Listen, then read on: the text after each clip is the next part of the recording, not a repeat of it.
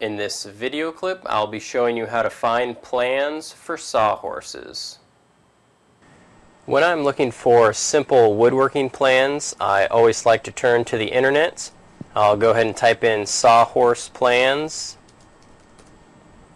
And this is going to bring up a list of different Sawhorse plan websites.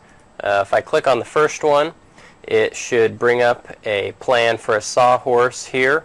And if I scroll down, they give me my lengths and my measurements in addition to the directions.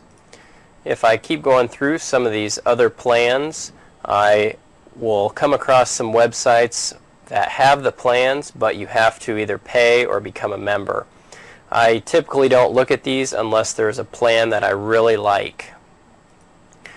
One website that I do recommend is about.com. They have a lot of good informational resources, and I came across this set of ultimate wood sawhorses. Once you find the website, you'll come up with the design, and if you scroll down, it will give you a brief description of it, and as well as all the directions.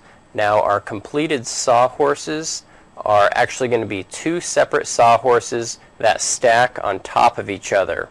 And I think this is a really unique design because when using sawhorses, you always have to have two, and to be able to stack them will really save space.